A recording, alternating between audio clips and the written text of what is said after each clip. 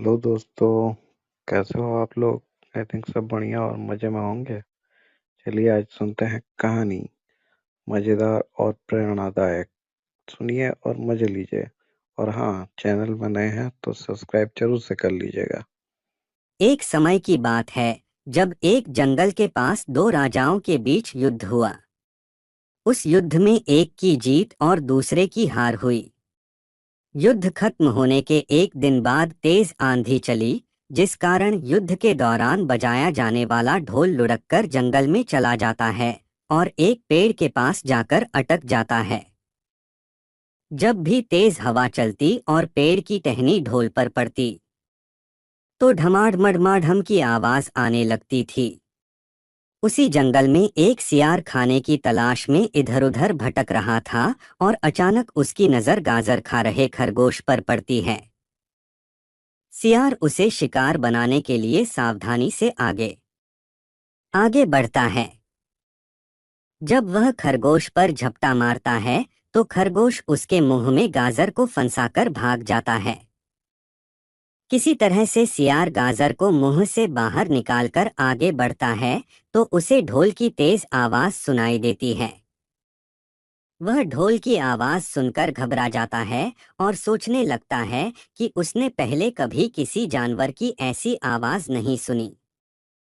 जहां से ढोल की आवाज आ रही थी, सियार उस ओर जाता है और यह जानने की कोशिश करता है कि जानवर उड़ने वाला है या चलने वाला।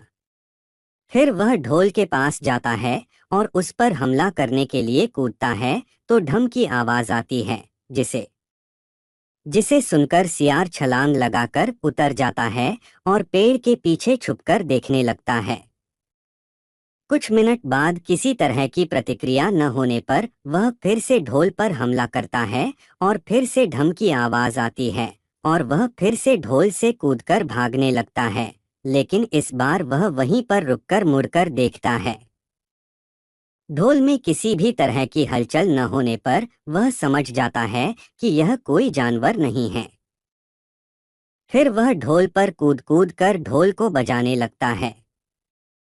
इससे ढोल हिलने लगता है और लुढ़कने भी लगता है, जिससे सियार ढोल से गिर जाता है और ढोल बीच में से फट जाता है। ढोल के फटने पर उसमें से विभिन्न तरह के स्वादिष्ट भोजन निकलते हैं, जिसे खाकर सियार अपनी भूख को शांत करता है। कहानी से सीख। सियार और ढोल के कहानी से यह सीख मिलती है कि हर किसी चीज का एक निर्धारित समय होता है। जो हमें चाहिए होता है वो हमें तय समय पर मिल ही जाता है। कहानी कैसे लगी हमारे प्यारे दोस्तों? अच्छी लगी तो लाइक, शेयर और सब्सक्राइब ज़रूर से ज़रूर कर लीजिए ताकि ऐसे मज़ेदार कहानियाँ सुनने मिले आप सभी को सबसे पहले। तो लाइक में कंजूसी न करें और जो सब्सक्राइब नहीं किए हैं अब तक जल्दी से कर लीजिए दोस्तों। बंदर और लकड़ी का खूंटा। एक समय की बात है जब शहर से थोड़ी दूर में एक मंदिर बनाया जा रहा था। उस मंदिर के निर्माण में लकड़ियों का इस्तेमाल किया जा रहा था। लकड़ियों के काम के लिए शहर से कुछ मजदूर आए हुए थे। एक दिन मजदूर लकड़ी चीर रहे थे। सारे मजदूर रोज दोपहर का खाना खाने के लिए शहर जाया करते थे। उस दौरान 1 घंटे तक वहां कोई भी नहीं रहता था। एक दिन दोपहर के खाने का समय हुआ तो सभी जाने लगे। एक मजदूर ने लकड़ी आधी ही चीर थी, इसलिए वह बीच में लकड़ी का खूंटा फंसा देता है ताकि दोबारा चीरने के लिए आरी फंसाने में आसानी हो। उनके जाने के कुछ समय बाद बंदरों का एक समूह वहां आ जाता है। उस समूह में एक शरारती बंदर था जो वहां पड़ी चीजों को उल्टा पुल्टा करने लगा। बंदरों के सरदार ने सभी को वहां रखी चीजों को छेड़ने से मना किया। कुछ समय बाद सारे बंदर पेड़ों की तरफ वापस जाने लगे तो वह शरारती बंदर सबसे बचकर पीछे रह जाता है और उधम मचाने लगता है। शरारत करते करते उसकी नज़र उस अधचिरे लकड़ी पर पड़ती है जिस पर मजदूर ने लकड़ी का खूंटा लगाया था। खूंटे को देखकर बंदर सोचने लगा कि उस लकड़ी को वहां पर क्यों लगाया है, उसे निकालने पर क्या होगा। फिर वह उस खूंटे को बाहर निकालने के लिए खींचने लगता है। बंदर के अधिक जोर लगाने पर वह खूंटा हिलने और खिसकने लगता है, जिसे देखकर बंदर खुश होता है और जोर लगाकर उस खूंटे को सरकाने लगता है।